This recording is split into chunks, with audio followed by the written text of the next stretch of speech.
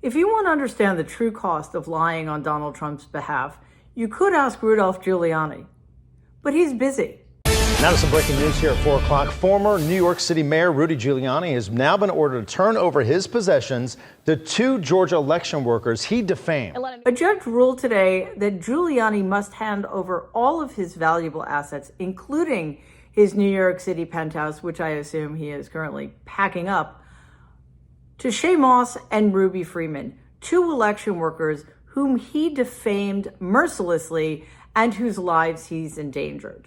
Shaye and Rudy Freeman won a judgment against Giuliani. Last December, a federal jury found Giuliani liable of defaming 2 Georgia election workers who claimed he signaled them out when he made false claims about ballot tampering during the 2020 presidential election.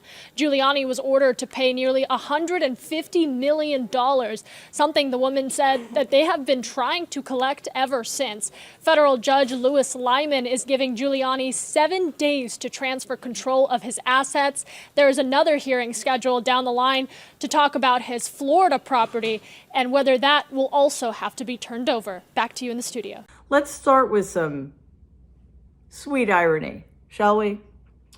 Rudy also has to turn over $2 million in legal fees still owed to him by Donald Trump and his campaign.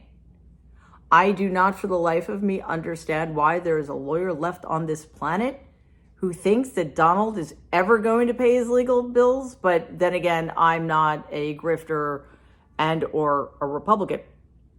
It gets better though. Giuliani has acquired several valuable items over the years, including commemorative 9/11 watches, a jersey signed by Joe DiMaggio, his 1980 Mercedes that once belonged to Lauren Bacall. All of that is getting handed over to Rudy Freeman and Shaye, including some of his jewelry. But if I were them, I would just sell the pinky ring. Let's just want to lay out why we're here. The defamation started when Giuliani started this vicious and baseless rumor that the 2 women, who are mother and daughter, committed voter fraud while they were counting votes in a Georgia county. That was a lie, and when he told it, he knew it was a lie. The consequences to them were enormous. They had death threats. They had people knocking on their doors at all times of the night. They had to move from their homes. And yes, while it is awesome that Giuliani is going to lose everything, because so much of what he has is completely undeserved, and I'll get to that in a second, it's also, hopefully, finally, the end of this man and his grifting and his con. I grew up in New York. I lived in New York when he was mayor. He has always been a vile, racist opportunist.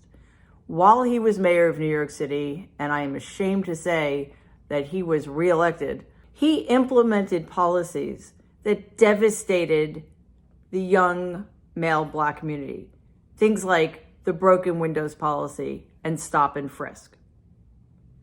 If it weren't for September 11th, during which Giuliani was mayor, he probably just would have grifted his way to some white shoe law firm and we would never have heard of him again.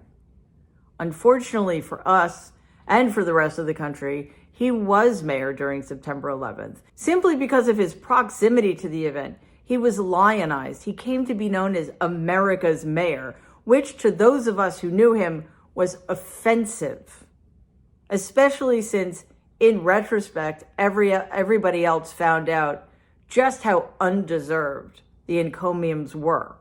He started a presidential campaign based on the fact that he had been mayor during one of this country's greatest tragedies.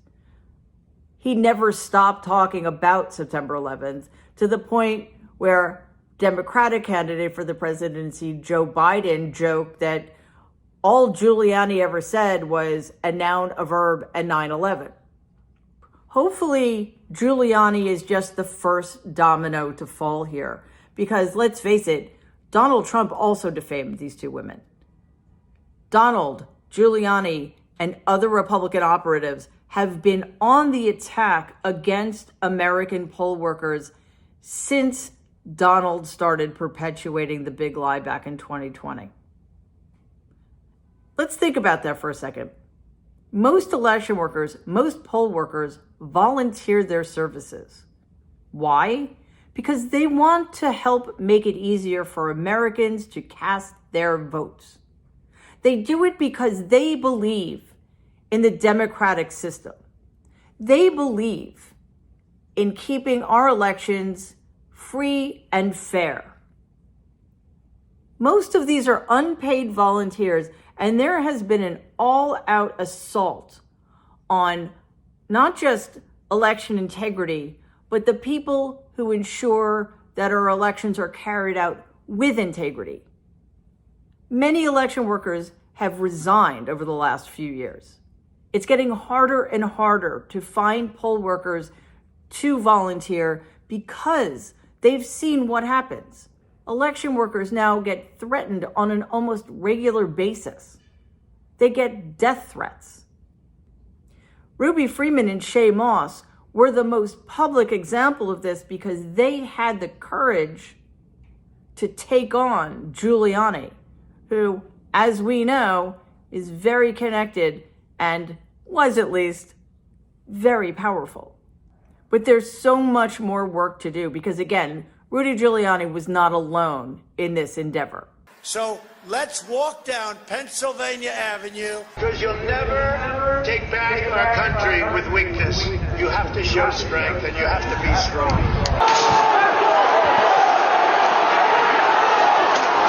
We're trying to hold the upper deck. We're trying to hold the upper deck now. Hopefully everybody who helped perpetuate the big lie since 2020 is watching what's happening to Giuliani unfold with increasing dread. Good. You should be kept up nights because of your despicable, anti-democratic, un-American behavior. But it certainly can't end with Giuliani.